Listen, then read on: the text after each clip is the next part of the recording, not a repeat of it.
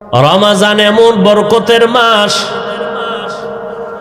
আমি হাওয়ার বরকত চাই না, ওই রমাজান পর্যন্ত পৌঁছায় দেন যে আমি মরলেও যেন দুনিয়ার থেকে গেলেও যেন রমাজানে বিদায় হয়ে যাই। রমাজান এত বেশি বরকত, আমি আল্লাহর নবী এগুলো কাজ কইরা কইরা সে বরকত নিতে চাই। আমার হায়াতটা কম থাকলে বাড়াইয়া রমাজান পর্যন্ত পৌঁছাইয়া দেন। রমাজান এমন বরকতের মাস, শয়তানের শিকলে বান্দা, জাহান্নামের দরজা বন্ধ, জান্নাতের সব দরজাগুলো খোলা। রমাজান এমন বরকতের মাস, একটা রোজাদার যখন রোজা রাখবে, রোজা অবস্থায় যদি বান্দা ঘুমায় থাকে, আমল নামায় সওয়াব লিখতেই থাকবে। এমন বরকতের মাস, এজন্য নবী বলেন, হে মালিক, রজবের বরকত দান করেন, শাবানের বরকত দান করেন, রমজানের বরকত দান করেন না, আমারে পৌঁছাইয়া দেন জায়গায়, আমি ওখানে যাইয়া কাজ কইরা কইরা কইরা কইরা বরকত নিব। কারণ রমজানের বরকতের মজাটা ভিন্ন, বড় আলাদা। রমজান, আল্লাহ বলেন, হে মুমিন, তোমাদের জন্য রমজানে রোজা ফরজ করা হয়েছে। প্রথমে ডাকলেন, হে মুমিন। মুমিন বলে বন্ধুসুলভ আচরণ করলেন আমার আল্লাহ। আল্লাহ বন্ধুসুলভ আচরণ করলেন। কি বন্ধু? সমস্ত মুমিন আল্লাহর বন্ধু। জমিনে মুমিন ছাড়া আল্লাহর বন্ধু আর কেউ নাই। তো বন্ধু কেমনে? বন্ধু হওয়ার কয়েকটা লাইন আছে। যেমন কারো কাজ যদি এক হয়, তাহলে এর সাথে বন্ধু হয়, মিতা হয়। নামে নামে মিললেও কি হয়? তোমার নাম কি? আব্দুর রহমান। আমার নামও আব্দুর রহমান। তাহলে তুমি আমার মিতা, আমি তোমার মিতা। আল্লাহর একটা গুণবাচক নাম হলো মুমিন। দুনিয়ার বান্দাদের মধ্যে যারা মুমিন, আল্লাহ বলেন, আমার গুণবাচক নাম তোমাদের নাম যেহেতু এক, তোমরা আমার বন্ধু, আমি আল্লাহ তোমার বন্ধু। আগে বন্ধু বানায় লইছেন, আল্লাহ আমাগো বন্ধু বলে স্বীকার করছেন। এবার আপনাদের বন্ধু আল্লাহকে নিবেন কিনা, এটা হলো সিদ্ধান্তের বিষয়। যদি কেন আমি আল্লাহর সাথে বন্ধুত্ব করতে চাই না, তাহলে সেই সুযোগও আছে। যেমন ফেরাউন বলেছিল, হে আল্লাহ, আমি আখেরাত চাই না, দুনিয়া চাই, আমাকে দুনিয়া দাও, আখেরাত লাগবে না। আল্লাহর ওয়াদা কোরআনে, মান কানা ইউরিদুল আজিলাতা আজ্জালনা লাহু ফিহা মা নাশাউ লিমান নুরিদ সুম্মা জাআলনা লাহু জাহান্নাম ইয়াসলাহা মাযমুমান মাদহুরা। আল্লাহ বলেন, যারা দুনিয়া চায় আমি তাদেরকে দ্রুত দুনিয়া দিয়ে দেই, কিন্তু পরিণাম ফলে তার জন্য জাহান্নাম। কিন্তু যারা দুনিয়া চায় দেই, কিন্তু দুনিয়া তারা পায় না। সারা দুনিয়ায় খোঁজ নিয়ে দেখো, যারা দুনিয়া দুনিয়া দুনিয়া দুনিয়া করে, জিকির করে, নামাজেও দুনিয়া, ঘুমাইতে গেলেও দুনিয়া, মসজিদে ঢুকেও দুনিয়া। এই দুনিয়ার পেছনে যারা দৌড়ায়, দুইটা জিনিস চায়, এক চায় সম্মান আর এক চায় শান্তি। এই দুই জিনিস চায় দুনিয়াওয়ালারা। টাকার পেছনে দৌড়ায়, এই দুই জিনিস চায়। ক্ষমতার পেছনে দৌড়ায়, এই দুই জিনিসের জন্য। সম্মান আর কি? কথা বলতে হবে, শান্তি। কিন্তু আল্লাহর জাতের কসম, একটা দুনিয়াদারেও শান্তিতেও নাই, কোনো সম্মানেও নাই। ওই সম্মান দিয়া লাভ কি? একবার ফুলের মালা, ফাইনালে জুতার মালা। ওই সম্মানের কোনো দাম আছে? টাকা দিয়ে সম্মান কিনলে জুতা আসবেই। আর আমার আল্লাহ সম্মান যাদেরকে দিবেন, এই সম্মান যারা পাবে এরা দুনিয়ায়ও বাদশাহ, পরকালেও বাদশাহ। জিন্দেগি মে বন্দেগি তো করনা হে, जिंदगी में बंदगी तू करना है, जिंदगी बे बंदगी शर्मिंदा है, जिंदगी बे बंदगी शर्मिंदा है। यहाँ हम सब मुसाफिर दिल ना लगा, अहले दिल की नजर से रूह करता जा,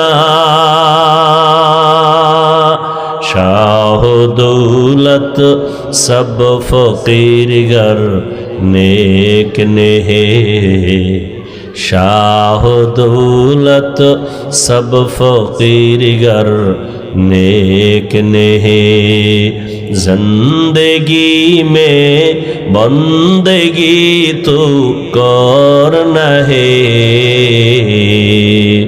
जिंदगी में बंदगी तो करना है, जिंदगी बे बंदगी शर्मिंदा है, जिंदगी बे बंदगी शर्मिंदा है। भाईरा आमार, যারা দুনিয়া দুনিয়া চায় এরা দুনিয়ার দুই জিনিসের একটাও পায় না, সম্মানও নাই, শান্তিও নাই। 10 তলা বিল্ডিং করে লাভ কি যদি বিল্ডিং থুয়ে জঙ্গলে ঘুমাতে হয়? ব্যাংকে কোটি কোটি টাকা রেখে লাভ কি যদি টাকা বংশের কেউ খেতে না পারে? এর চেয়ে খেরের ঘরে একটা রুম নিয়ে আলু ভর্তা দিয়ে খাইয়ে ঘুমানো অনেক শান্তি। সম্মান নাই, শান্তিও। এক তো বাইরের জ্বালা, ভিতরের জ্বালা, মামলা হামলার ভয়, আবার ওদিক দিয়া বিবি নিয়ে শান্তি নাই, সন্তান নিয়ে শান্তি নাই। আর যারা নবীর আদর্শ নিয়ে আছে এদের সম্মানও আছে, শান্তিও। যদিও টাকা নাই, পয়সা নাই, বাড়ি নাই, গাড়ি নাই, তবে কোনো ঝামেলা নাই, পেরেশানি নাই। 5 বেলার নামাজ পড়ে দৈনন্দিন যা কামাই করে তা নিয়া, পরিবার সন্তান নিয়া মোটামুটি তার জীবন চলে। মামলারও ভয় নাই, হামলারও কোনো ভয় নাই। এ সম্মান কে দান করেন? আল্লাহ তাআলা বলেন, ও মুমিন, আমি তোমাদের বন্ধু বলে স্বীকার করে নিলাম। তোমরা আমাকে বন্ধু যদি বানাও তাহলে কথা চলবে। আমি আপনাদের মোহাব্বতের নজরে বন্ধু বলে ডাকলাম, আপনারাও যদি বন্ধু বলিয়া স্বীকার করেন তো কথা বলতে মজা হবে। এই মিয়া এক হাতে তালি বাজেনি? আপনি একজনের কইলেন আমি তোমাকে ভালোবাসি, হে কয় আমি তোমারে বাসি না, তাহলে আর বাঁশি বাজবে? 2 হাত ছাড়া তালি যেমন বাজে না, বাতাস ছাড়া পানি যেমন নড়ে না, ঠিক প্রত্যেকটা কাজের মধ্যে 2 দিকের নেগেটিভ পজিটিভ যদি এক জায়গায় না সংযোগ লাগানো হয় তো বাতি জ্বলবে না। আল্লাহ বলেন, তোমাদের আমি বন্ধু বলে স্বীকার করে নিলাম, তোমরাও যদি আমাকে বন্ধু বলে স্বীকার করো, এবার তোমাদের সাথে আমার কথা শুরু। বন্ধুরে অনেক কিছু বলা যায় যেটা স্বাভাবিক অন্যকে বলা যায় না। বন্ধু সুলভ আচরণ।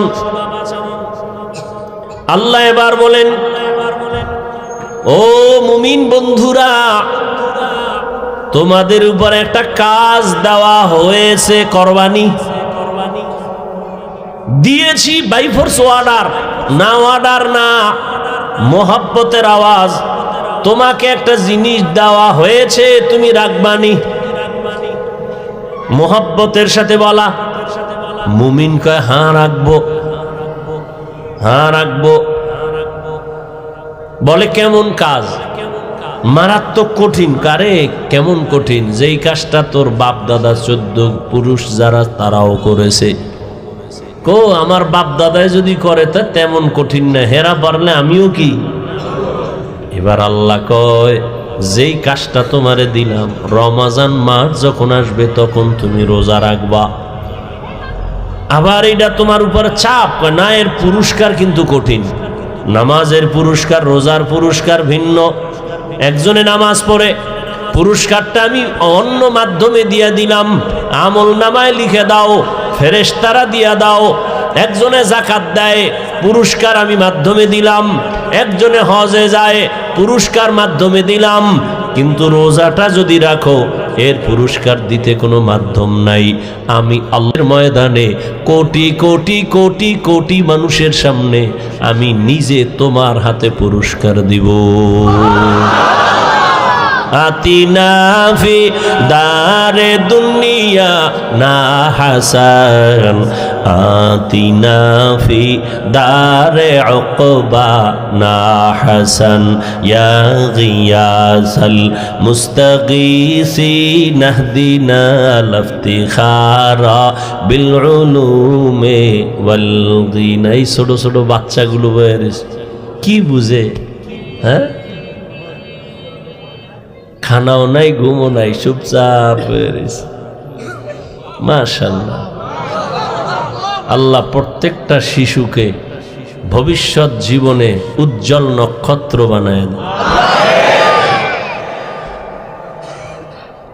এরা কি বুঝে? আর আপনারা বুঝাও, ওই মসজিদের মধ্যে একটা গরু দৌড় দিয়ে ঢুকে গেছে। ঢোকার পরে মুয়াজ্জিন বা খাদেম বেত লয়ে দিছে বাড়ি। গরুর মালিক তুমি গরুটার বাড়ি দিলে, এটা কিছু বুঝে? ও না বুঝে ঢুকছে। আমি তো বুঝি, এই জন্য ঢুকি না। দেখো না, গরুটা না বুঝে ঢুকে গেছে।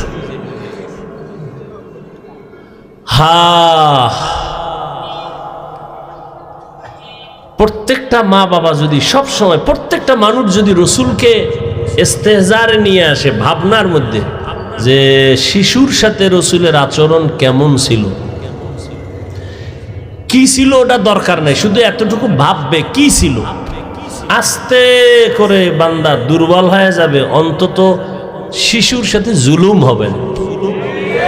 প্রত্যেকটা বাবায় যদি ভাবে রহমতের নবী সন্তানের সাথে কেমন আচরণ করেছিলেন, কি আচরণ করছেন এটা জানার দরকার নাই, খালি ভাবতে থাকবে কি আচরণ করেছিলেন।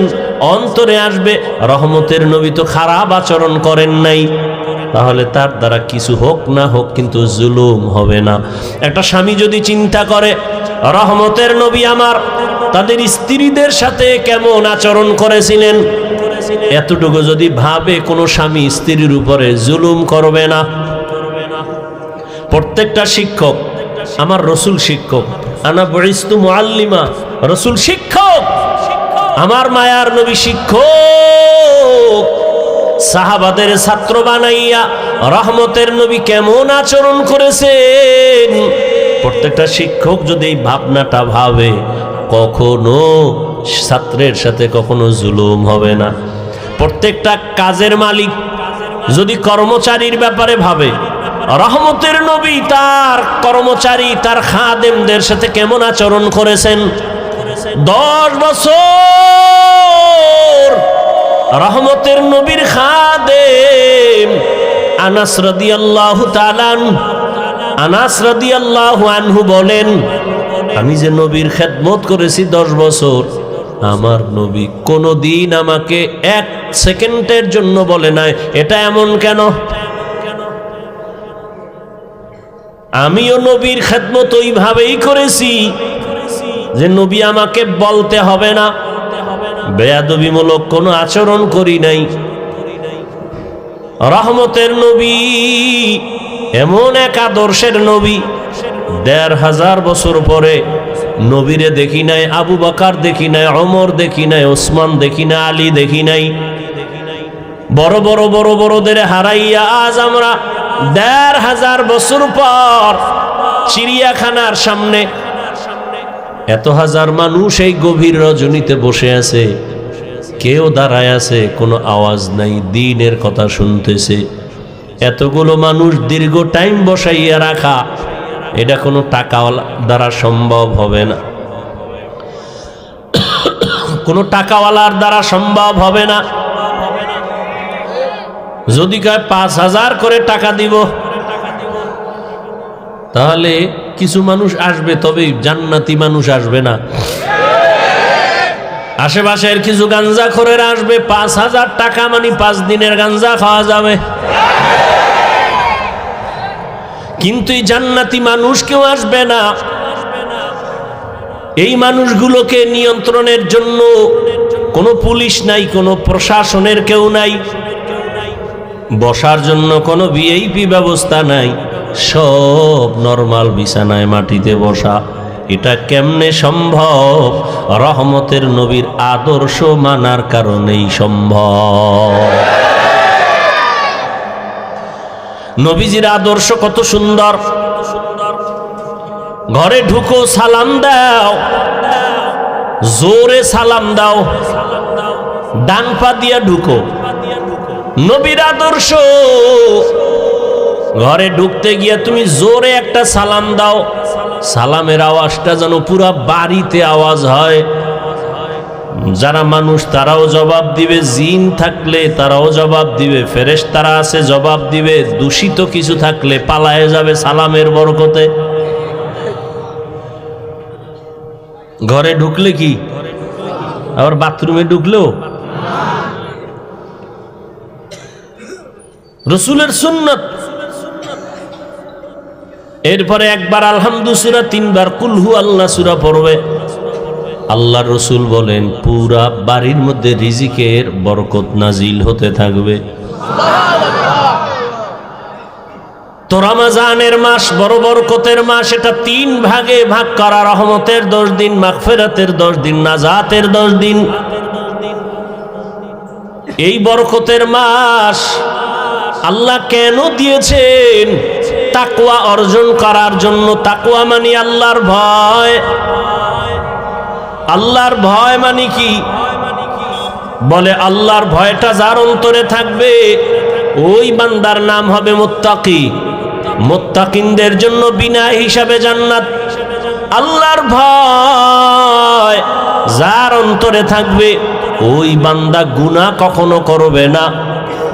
আল্লাহর ভয় এমন এক দামি সম্পদ, এই ভয়টা অন্তরে জমা করাটা রোজার দ্বারা যেমন সহজ, অন্য আমলের দ্বারা সহজ না। যেমন রোজাদারকে দেখবেন সারাটা দিন রোজা রাখে, ক্লান্ত, ইফতারির আর আধা ঘন্টা সময় বাকি, তখন এমন ক্ষুধা লাগে পেটের ভেতরে, সামনে পানি তাই পাইলেই মনে হয় এক টানে 3 লিটার থাকবে না। সামনে 10 জনের ইফতারি দেশে 10 প্লেটে, মনে মনে কে তো আমার একারই লাগবে, কি দিল। মনে মনে দোয়া ইনুস পরে 2-1 যদি উঠতে যাইতো তাহলে 2 প্লেট আমি পাইতাম। যদি বলা হয় এই রোজাদার বুঝছি খুব ক্ষুধা, তুমি দরওয়াজা জানালা বন্ধ করে যাও, একটা রুমের মধ্যে ঢুকে তুমি পানি পান করো, একা একা, কেউ দেখবে না, কোনো রোজাদার করবেনি। কেন? আল্লাহর ভয়। পানির মধ্যে ডুব দিয়ে গোসল করবে, কিন্তু 1 ঢোক পানিও পান করবে না। এটাই আল্লাহর ভয়। সামনে খানাও রেডি, পেটেও ক্ষুধা, খায় না। খানাটা তো আর হারাম না, এই মুহূর্তে খায় না কেন? আল্লাহর ভয়। এই সাধনাটা বাকি 11 মাস রাখো। রোজার মাসে যেমন সাধনা করছো, ক্ষুধাও আছে, খানাও আছে, খাও না কেন? আল্লাহর আইনে জায়েজ নাই। ঠিক 11 মাস ওই আইনটা জারি রাখো, ক্ষুধাও আছে, খানাও আছে, পাইলেই খাইও না, আগে হিসাব করো আল্লাহর আইনে খানাটা হালাল না হারাম। 11 মাস এই সবক যদি আদায় করে তাহলে কেউ হারাম খাইতে পারে না। আর হারাম খাইলে এর শাস্তি কিয়ামতে হবে না, হবে দুনিয়াতেই। কিডনির উপরে আঘাত, লিভার নষ্ট। আর এই হারাম খানাটা আবার অনেক বাবা অবুঝ শিশু সন্তানেরও খাওয়ায়, হারাম টাকা কামাই করে। সন্তানের রক্ত পিওর, স্ত্রীর রক্ত পিওর, কোনো ভেজাল নাই। ও স্বামী নামের কুলাঙ্গার, তুমি হারাম টাকা কামাই করে ঘরের স্ত্রীর রক্ত কেন নাপাক করো বলো? ও বাপ নামের কলঙ্ক, তুমি হারাম টাকা কামাই করে তোমার অবুঝ সন্তানের রক্ত পবিত্র কেন নাপাক করো হারাম খাওয়াইয়া? আল্লাহর কাছে নিজের জবাবই দিতে পারবা না, আবার সন্তানটির জবাবও মাথায় নিলা। এমন বাপ হইছো কেন? বউ যদি চালাইতে না পারো বিয়া করছো কেন? রোজা রাখ 12 মাস। সন্তানের হক আদায় করতে না পারলে সন্তান নিছো কেন? এরে নবীর আশিক, আল্লাহর ভয় অন্তরে জমা করো। রমজানের রোজার মাধ্যমে এমন বরকত, একটা রোজার দাম কত? হাদিসে পাকে রহমতের নবী বলেন এক রোজার দাম কয়েকটা জন্মগত কাক। কি চিনেন তো? একটা কাক, জন্মগত কাকের হায়াত অনেক বেশি। কাকের হায়াত কি অনেক বেশি। একটা কাক জন্ম থেকে উঠেই ডানা মেলে যখন উড়তে শুরু করে খোলা আকাশে, ও যদি উঠতে উঠতে উঠতে উঠতে সামন দিকে যাইতে যাইতে যাইতে যাইতে বুড়া হইয়া যায়। কাকের হায়াত অনেক বেশি। বলে কত? কিতাবে আসছে 1000 বছর কমপক্ষে। তাহলে একটা কাক যদি জন্ম থেকে 1000 বছর খালি উড়ে, কত দূর যাবে? ক্যালকুলেটরে ধরবে? কম্পিউটারে আসবে? নবীজি বলেন একটা কাক জন্ম থেকে উড়তে উড়তে বুড়া হইতে হইতে কত দূর গেল? একটা রোজাদার এক রোজার বরকতে জাহান্নামের আগুন থেকে তত দূরে সরে যাবে।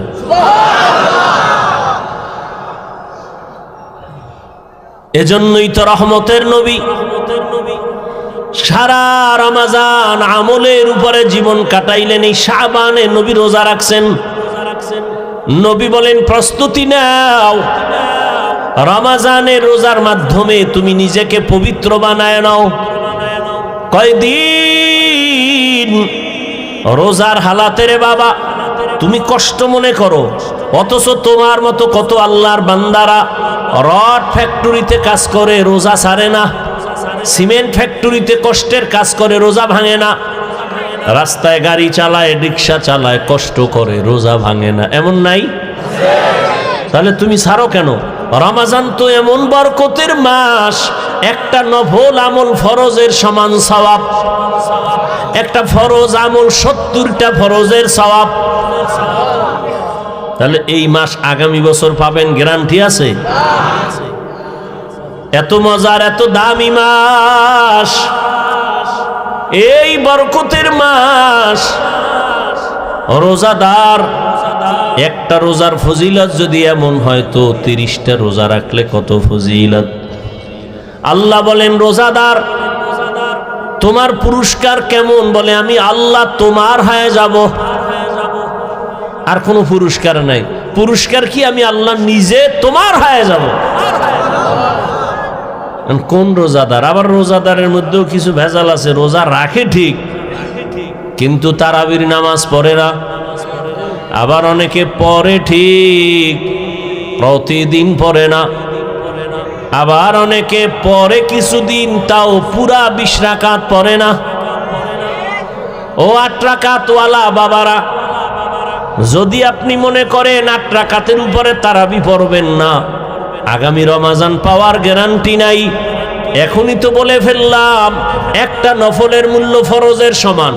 আপনি যদি মনে করেন 8 রাকাতের বেশি তারাবি পড়বেন না, তাহলে আপনি বাকি 12 রাকাতও পড়েন, অন্তত তারাবি না মনে করলেও নফল হিসাবে পড়ে নেন।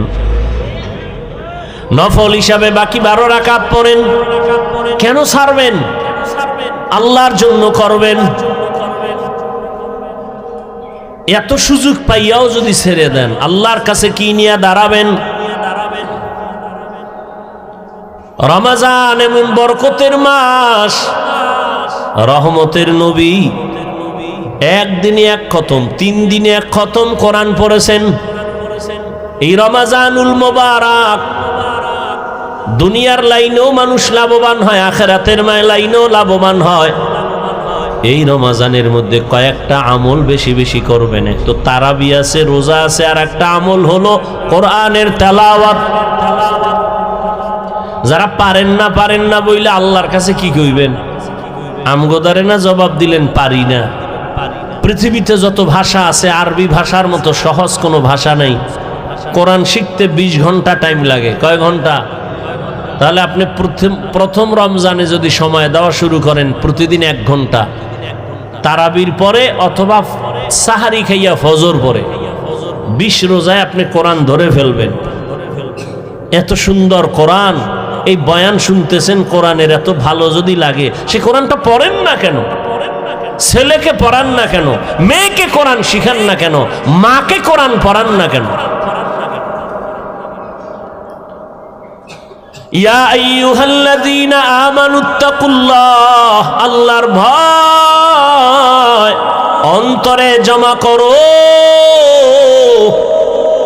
এখন ভয়টা কি? আমি যদি সবাইকে জিজ্ঞাসা করি কারা কারা আল্লাহকে ভয় করেন, জিজ্ঞাসা করা মাত্রই সবাই হাত উঠাবে না? কিছু চালাকেরা পারলে পা উঠায় দিবে, বলবে আমরা 4 হাত পায়ে আল্লাহরে ভয় করি, হুজুরদের থেকেও বেশি ভয় করি, নামাজ না পড়লে কি হবো, দিল পরিষ্কার। অথচ আজকে ফজর পড়ে নাই, জোহর পড়ে নাই, আসর পড়ে নাই, মাগরিব পড়ে নাই, এশাও পড়ে নাই। আল্লাহরে ভয় করি। আমি 5 বেলার নামাজ পড়িয়াও বলি আল্লাহকে ভয় করি। আপনি রোজা না রাখিয়া বলেন আল্লাহকে ভয় করি, আমি রোজা রাখিয়া বলি আল্লাহকে ভয় করি। আল্লাহর ভয় আসলে আপনার অন্তরে আল্লাহর ভয় নাই। কারণ যে একজন সাপ ভয় পায়, সাপ, সে সাপ ধরবে? ওরে সাপ যেখানে থাকবে সেখানেও যাবে না। মাঝে মাঝে ঘুমের মধ্যে সাপ সাপ কয়ে চিল্লানি দেয়, ভয়। একটা সন্তান বাবাকে ভয় পায়, মাকে ভয় পায়, তার প্রমাণ মা বাবার সামনে অন্যায় করে না। একটা ছাত্র শিক্ষকের ভয় পায়, তার প্রমাণ ছাত্র শিক্ষকের সামনে অন্যায় করে না। ঠিক এই জমিনে যেই মানুষ আমার আল্লাহকে ভয় করবেন, ওই বান্দা গলায় ছুরি লাগাবে, দাড়ির মধ্যে কখনো অস্ত্র লাগাবে না। हर के दारद खौफे हक दर दिल मदाम जन्नतुल मावा देहद ओ रामक। एक दलेर दाড়ি ছোড়ো আর এক দলের নাই। ছোড়োওয়ালারা মনে করে মোটামুটি জান্নাতের মাঝখানে আছি, যারা পুরা ক্লিন একদিকে চাইয়া চাইয়া ভাবতে আছে এত শেষ। হ্যাঁ, ভালো করে মাসআলা শুনেন। যারা দাড়ি ছোট রাখে, ক্লিন রাখে, দোনো দলের গুনাহ সমান। দোনো দলের গুনাহ, গুনাহ টুনা তো পরকালের ভিডিওডি মরার পর নগদ একটা শাস্তি হলো যৌবন থাকবে না। এটা নগদ শাস্তি। কি থাকবে না? এই জন্য হারবাল কোম্পানির আমদানি বাইরে গেছে না, ওপেন চ্যালেঞ্জ দেয়। এই পরিমাণ বেলাজা বেহায়া জগতে আর আছে? ১৫০০ বছর আগে রসুল বলে গেছেন, লা ইমানা লিমান লা হায়া আলা, যাদের লজ্জা নাই ওদের ইমান নাই। আর মোবাইল তো আরো লজ্জা নষ্ট করে ফেললো। ঘরে ঘরে ঘরে ঘরে, রুমে রুমে মোবাইলের জেনা, চোখের জেনা, কানের জেনা, হাতের জেনা, অন্তরের জেনা। সারাটা রাত মোবাইলের দিকে তাকায় তাকায় গুনাহ, কবিরা গুনাহ দেখে, কবিরা গুনাহ দেখে।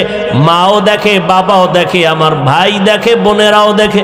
ঘরটা যেন জেনার আড্ডাখানা, সারা রাত শুধু জেনা চলে। আল্লাহ মাফ করেন, এমন অন্যায়। ও যুবক, 40 বছর পর্যন্ত তোমার চেহারাটা উজ্জ্বল থাকবে, নষ্ট হবে না। কিন্তু কি দুঃখ, আজ তোমার চেহারা দিয়ে তাকাইলে কেন মায়া লাগে না? কেন চেহারায় নূর নাই? মোবাইলের গুনার কারণে চেহারা নষ্ট হয়ে গেছে।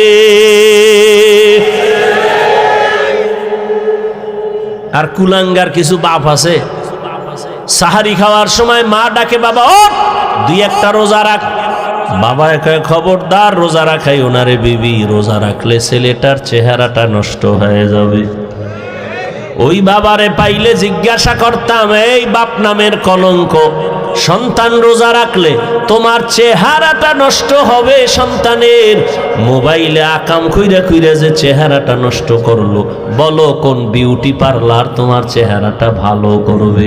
আল্লাহর কসম, মৃত্যু পর্যন্ত দুনিয়ায় কোনো মেডিসিন নাই যে সন্তানের চেহারাটা ভালো করবে।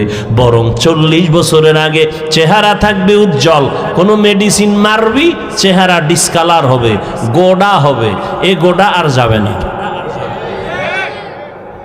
হ্যাঁ, যদি নেক আমল করো, তওবা করো, চেহারা আবার ফিরে আসবে। আর ঠিক মতো 5 বার ওযু কর, চেহারায় কোনো ক্রিম লাগবে না, আল্লাহর কসম। 5 বেলা ওযু কর, ওযু করবি, চেহারার নূর বেড়ে যাবে। তখন তোর নেকাব লাগায় চলতে হবে, নাহলে যে দেখবে হেই পাগল হয়ে যাবে। বলবা হাফিজ ভাই তোমার না, আমিও তোমাকে বলছি ঠিক, আমিও পরিপূর্ণ গুনাহমুক্ত হতে পারি না। যে ব্যক্তি গুনাহমুক্ত হবে, ও জিহ্বা দ্বারা যা চাইবে নগদ আল্লাহ সাথে সাথে দিয়ে দিবেন। যার চোখ পবিত্র, ও অনেক কিছু দেখবে যা সাধারণ মানুষ দেখবে না। যার জবান পবিত্র, ও যা চাইবে যখন চাইবে আল্লাহ তখন দিবেন। তো পবিত্র না তো, ভাইরা আমার, আল্লাহ গুনার কারণে চেহারা নষ্ট হয়, নেক আমলের কারণে চেহারা সুন্দর হয়, ভালো হয়।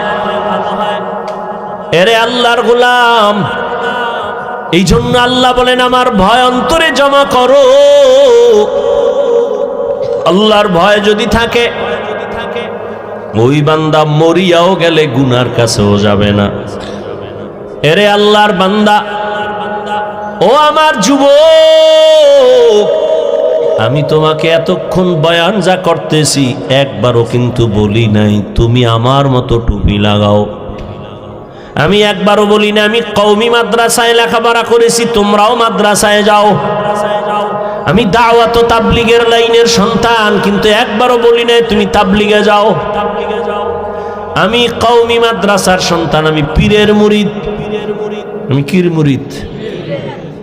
খালি মুরিদ না, লাখে একটা মুরিদ আমি। কেমন মুরিদ যে পীর মুরিদির বিরুদ্ধে যারা, তাদের বিরুদ্ধে আমি যুদ্ধ ঘোষণা দিছি।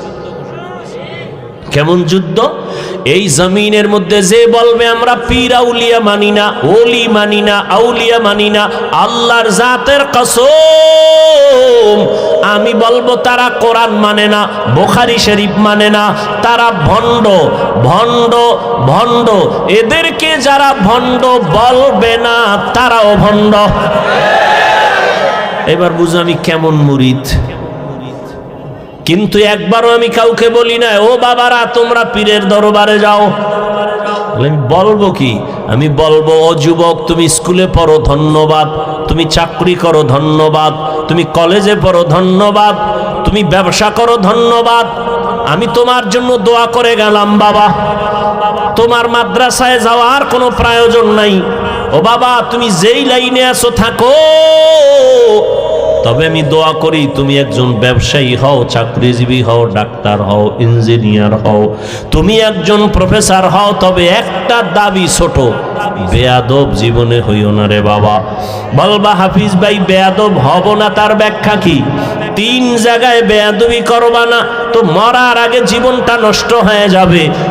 1 মা বাবার সাথে বেয়াদবি করবা না, 2 শিক্ষকের সাথে বেয়াদবি করবা না, 3 ওলামায়ে কেরাম মুরব্বিদের সাথে বেয়াদবি করবা না। মা বাবার সাথে যদি খারাপ আচরণ করো, বদদোয়া করা লাগবে না। মা কষ্ট পায় যদি বলে আহ, এই যে একটা নিঃশ্বাস, এটা আগুন হইয়া তোর কপাল পুড়ে ফেলবে, শিক্ষক যদি তোর আচরণে কষ্ট পায় বলে এই নিঃশ্বাসটা তোর কপালে লাগলে তুই শেষ, আলেমের অন্তরে কষ্ট দিলে আলেম যদি শব্দ বলে তোর কপাল শেষ। এই জন্য বলি তুমি ডাক্তার হও, বেয়াদব হইও না, ইঞ্জিনিয়ার হও, বেয়াদব হইও না, চাকরিজীবী হও, বেয়াদব হইও না, তুমি ব্যবসায়ী হও, বেয়াদব হইও না। মা বাবার দোয়া নাও, শিক্ষকের দোয়া নাও, উলামায়ে কেরামের দোয়া নিয়ে সামনে আগাও। তো ডাক্তার হলেও তুমি সফল, ইঞ্জিনিয়ার হয়েও তুমি সফল, তুমি ব্যবসায়ী হলেও সফল। সবার দোয়া থাকলে দুনিয়া ধ্বংস হবে। আলেমের দোয়া যদি থাকে, মা বাবার দোয়ায় তুমি কখনো ধ্বংস হইবা না। ওই মা বাবার দোয়া নিয়া রহমতের নবীর আদর্শ মেনে জীবনটা চালাও, মা বাবার দোয়া নাও। এবার বাস্তবে একটু তাকায় দেখো তো, আমি যে কথাগুলো বললাম এই কথার মানদণ্ডে কেউ চলেনি। তোমার লাইনে তাকাও, জীবনে মাদ্রাসায় পড়ে নাই, জীবনে কোনোদিন মাদ্রাসায় যায় নাই, আলিফ বা তাও শিখে নাই।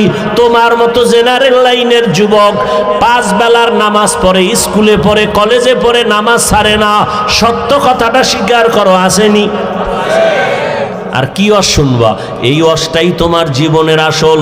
নিজেরে বুঝাও। তোমার মতো যুবক স্কুল কলেজে পড়িয়াও যদি নামাজ পড়ে, বলো তুমি কেন পারো না রে বাবা? তোমার মতো যুবক তাকায় দেখো, ব্যবসা করে, চাকরি করে, র্যাব, আর্মি, পুলিশ, বিডিআর, 5 বেলার নামাজি আছে। তোমার বিবেকের কাছে প্রশ্ন, বলো তুমি কেন পারো না রে বাবা? তোমার মতো যুবক ডাক্তার, প্রফেসর, ইঞ্জিনিয়ার, 5 বেলার নামাজি অভাব নাই, রাস্তায় গাড়ি চালায়, 5 ওয়াক্ত নামাজ পড়ে নাই, বলো তুমি কেন পারবা না রে বাবা? তোমার মতো যুবক শ্রমিকের কাজ করে, নদীর মধ্যে মাছ ধরে, নামাজ ছাড়ে না, বলো তুমি কেন পারবা না? এরে পর্দার আড়ালের আম্মা জান, আল্লাহ আপনাকে অনেক সম্মান দান করেছেন, রহমতের নবী সম্মানিত করেছেন।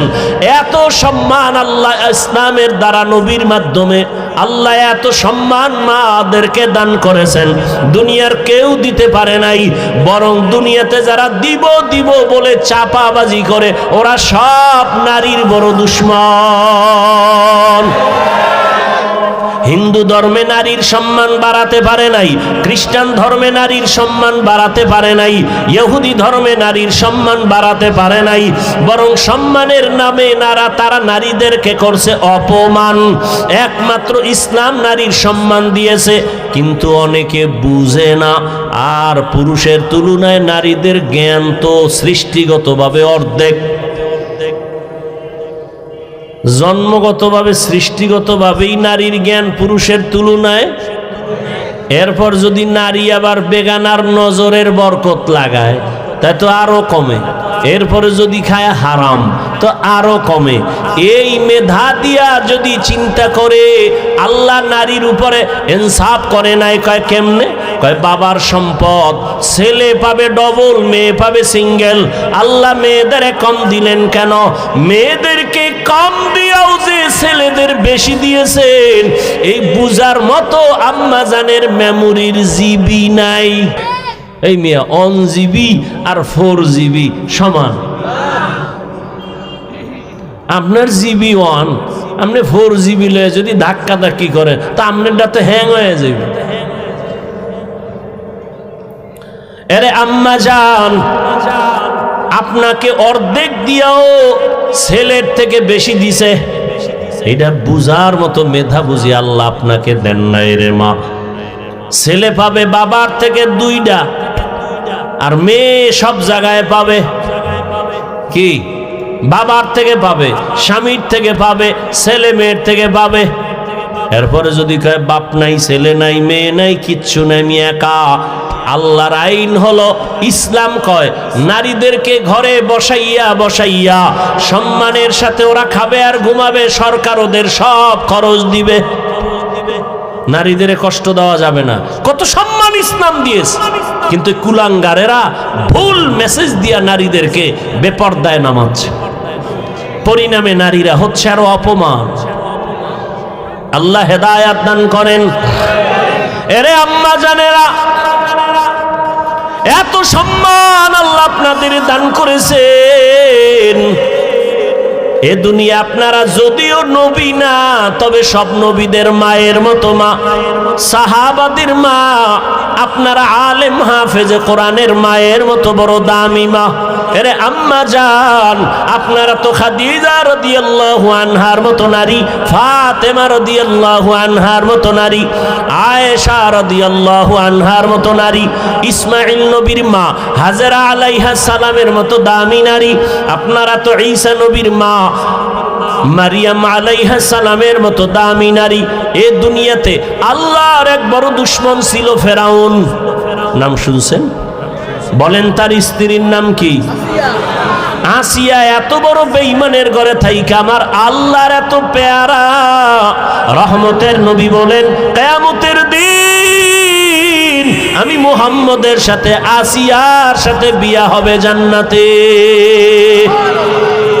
এরে আম্মা জানেরা, এত বড় বেঈমান ফেরাউনের ঘরে থাইকা আম্মা জান আসিয়া যদি এত দামি হতে পারে, ফেরাউনের টাকার অভাব নাই, ক্ষমতার অভাব নাই, মিশরে দাবি করে আমি বড় খোদা, কিন্তু তার ঘরে থাকিয়া আসিয়া আমার আল্লাহকে এত আপন করে নিলেন। আসিয়া এত কষ্ট ফেরাউন দিয়েছে, ধৈর্য ধারণ করে আল্লাহকে ভুলে নাই। ইন্তেকালের সময় ফেরাউন ওই আসিয়াকে ফাঁসির মঞ্চে নিয়ে গেছে। আসিয়া কাঁদতেছেন, হঠাৎ করে আবার হাসতেছে। ফেরাউন কয়, কান্না বন্ধ করে হাসো কেন রে আসিয়া? কয় রে এ ফেরাউন, আমি তাকাইয়ে দেখি আল্লাহ পাক লক্ষ লক্ষ ফেরেশতা পাঠাইছে আমাকে স্বাগতম দিয়া জান্নাতে নেওয়ার জন্য। এবং আল্লাহ যেই জান্নাত আমি আসিয়াকে দিবেন, ওই জান্নাতের ছবি আমি এখন দেখতেছি তাকাইয়া। এত বড় বেঈমানের ঘরে থাকিয়া এই আসিয়া যদি আল্লাহর পেয়ারা হয়ে যেতে পারেন, এরে পর্দার আড়ালের আম্মা জান, এই দুনিয়াতে যত ভালো ভালো সন্তান আসছে আম্মা জান আপনাদের আদর্শের কারণে, দুনিয়ায় সব ভালো সন্তান মায়েদের অবদানের কারণে। ছোট একটা ঘটনা বলবো। মদিনাতুল মুনাওয়ারা থেকে আল্লাহর পেয়ারা এক গোলাম ভারতের জমিনে আসছেন কালেমার দাওয়াত দেওয়ার জন্য, যার নাম আপনারা জানেন, খাজা মঈনুদ্দিন চিশতি আজমিরি রহমাতুল্লাহ আলাই। মদিনাতুল মুনাওয়ারা থেকে ভারতে ঘুরে ঘুরে ঘুরে ঘুরে কালেমার দাওয়াত দেয়। দিতে দিতে তার হাতে লক্ষ লক্ষ লক্ষ বিধর্মী কালেমা পড়ে মুসলমান হয়ে গেল। বলে কত লক্ষ? কেউ বলে 90 লক্ষ, কেউ বলে আরো বেশি। খাজা মঈনুদ্দিন খুব খুশি। আম্মাজানের সামনে একদিন আনন্দিত হয়ে গেলেন। আম্মাজান বলে, মঈনুদ্দিন এত আনন্দ কেন রে বাবা বলো? মঈনুদ্দিন বলে, আম্মাজান খুশির খবর, ভারতের ভেতরে লক্ষ লক্ষ বিধর্মী আমি মঈনুদ্দিনের হাতে কালেমা পড়েছে। আম্মাজান বলে, এই মঈনুদ্দিন, এটা তোমার বাহাদুরি না, আমি মায়ের অবদান। কার অবদান? খাজা মঈনুদ্দিন বলে, মা তোমার কি অবদান একটু বলো। আম্মাজান বলে, ও মঈনুদ্দিন, তুই আমার গর্বে যখন আসছ, আল্লাহর কসম, তুই আমার গর্বে আসা পরে আমি এক রাতও ঘুমাইতাম না। আমি গভীর রাতে সেজদায় পড়ে আল্লাহর আদালতে কান্না করতাম আর বলতাম, হে মালিক, আমার গর্বের সন্তানটাকে তুমি ওলি হিসাবে কবুল করে নাও। আমি এভাবে কান্না করে করে যখন তুই দুনিয়াতে আসছো, এই মঈনুদ্দিন, আমি মা তোকে যতদিন আমি দুধ পান করাইছি, আল্লাহর কসম, আমি যতদিন তোকে দুধ পান করাইছি, আমি মা এক ফোঁটা দুধও বিনা অজুতে তোর মুখে দেই নাই।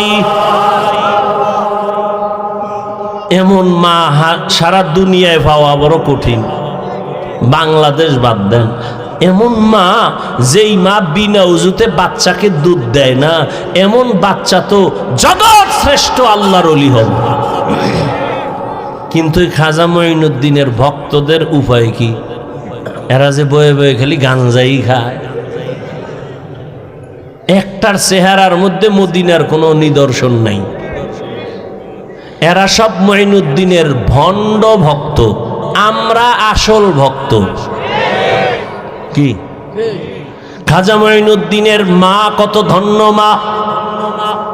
খাজা মঈনুদ্দিন চিশতি আজমিরি 5 ওয়াক্ত নামাজ পড়েন নাই। সন্দেহ? মাঝে মাঝে বিড়ি টিড়ি খাইছেন, দাড়ি ছিল না। হ্যাঁ, আপনারা কি ভক্ত হইলেন? এই ভক্ত হয়ে কি নাজাত পাওয়া যাবে? কোনোদিন পাওয়া যাবে না। এখনো সময় আছে, তওবা করেন। কয়দিন আর দুনিয়ার বাহাদুরি করবেন? চোখের সামনে আপন আপন সব চলে যাইতেছে। বিশেষ করে আমার যুবক, ইদানিং কালে যুবকের মরণের লাশ আর লাশ। করোনায় যুবকের লাশ, ছাত্র জনতার আন্দোলনে যুবকের লাশ, ডেঙ্গুর মহামারীতে যুবকের লাশ, ঘুমের বিছানায় যুবকের লাশ, গাড়ির নিচে পানির মধ্যে যুবকের লাশ। ও আল্লাহর বান্দারা, এখনো সময় আছে, তওবা করে নাও।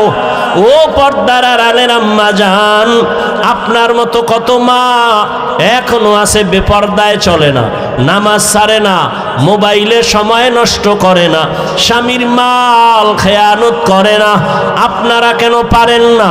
একটা সন্তানকে আদর্শ সন্তান বানাবেন, একটা সন্তানকে আদর্শ ডাক্তার বানাবেন, আদর্শবান চাকরিজীবী বানাবেন, আদর্শবান একজন ব্যবসায়ী বানাবেন। সন্তান ডাক্তার হইয়াও আপনার জন্য দোয়া করতে ভুলবে না। এরে আম্মা জান, ও বোনেরা, আপনার মতো কত মা বোন এখনো পর্দা করে, নামাজ পড়ে, আল্লাহর ভয় অন্তরে জমা করিয়া রমাজান সামনে তওবা করে ফেলেন। আর বেপর্দায় চলবেন না, আর নামাজ ছাড়বেন না। মা বাবার দোয়া নিয়া স্বামীর মাল হেফাজত করবেন। স্বামীর মাল এটা আপনারই মাল, স্বামীর মনে করে খেয়ানত করবেন না। মোবাইলে সময় নষ্ট করবেন না। অবৃদ্ধ বাবাজিরা, আপনার মতো কত বুড়ারা মসজিদে গিয়া নামাজ আদায় করে, বলেন আপনি কেন পারেন না? ও আমার কলিজার যুবক, এখনো সময় আছে, তওবা করো, অন্তরকে বুঝাও। মনে জীবনে কত মন গড়া ভাবে চলছো, মনের চাহিদা মিটাইয়া গুনাহ করেছো। মনে চাইছে নামাজ পড়বা না, পড়ো নাই। মনে চেয়েছে পার্কে যাবা, দৌড়ায় গেছো। মনে চাইছে দাড়ি কাটবা, কেটে ফেলেছো। এখন আল্লাহর ভয় নিয়ে তওবা করো। মনে মনে আল্লাহকে বলো, হে আল্লাহ, জীবনে তো গুনাহ কম করি নাই, আজকে থেকে তওবা করে নিলাম, আর নামাজ ছাড়বো না, বেপর্দায় চলবো না, মা বাবার সাথে বেয়াদবি করবো না। শিক্ষকের দোয়া নিয়া, উলামায়ে কেরামের পরামর্শ নিয়া, নবীজির আদর্শ মেনে চলবো। আল্লাহর কাছে যদি খাঁটি মনে তওবা করতে পারো, আল্লাহ তোমার জীবনের গুনাহ মুহূর্তে মাফ করে দিবে। মনেরে শুধু বুঝাইও রে মন, তোমার মতো যুবক যদি জেনারেল লাইনে থাকিয়া চাকরি করে, ব্যবসা করে, লেখাপড়া করে, নামাজ পড়ে, তুমি কেন পারবা না? আল্লাহর কাছে তওবা করে নেও। ও বাবা, তোমরা কি মনে মনে ভাবছো আমরা সব পাগল হয়ে গেছি? না না, এরে দুনিয়ায় সবাই পাগল হইয়া সব দুনিয়াতে মরার আগেই ধ্বংস হয়ে যায়। আর আমরা নবীর আদর্শে নামাজ পড়ি, পর্দা করি, কেউ আমরা পাগল হই নাই। আল্লাহর কোরআন সত্য, নবীর কথা সত্য। গুনাহ নিয়ে কবরে গেলে জাহান্নামের আগুনে জ্বলতে হবে, তাও সত্য। এখনো সময় আছে, তওবা করে নেও। অন্তর যদি তৈরি হয়ে থাকে, মার গুনাহ করবা না, নামাজ ছাড়বা না, বেপর্দায় চলবা না, দাড়ি কাটবা না। মা বাবার দোয়া নিয়া, শিক্ষকের দোয়া নিয়া, ওলামায়ে কেরামের পরামর্শ নিয়া, নবীর আদর্শ নিয়া চলবা। তওবা করার মতো যদি কারো অন্তর তৈরি হয়, মুনাফিকি যদি না থাকে, খাঁটি তওবার নিয়ত যাদের আছে, দুটো হাত আমার আল্লাহকে দেখাইয়া দাও। আয় আল্লাহ, হাতগুলো কবুল করে নেন, তওবা কবুল করে নেন। তওবার উপরে মজবুত হইয়া আমাদের সবাইকে গুনাহ মুক্ত হয়ে চলার তৌফিক দান করেন, আমিন।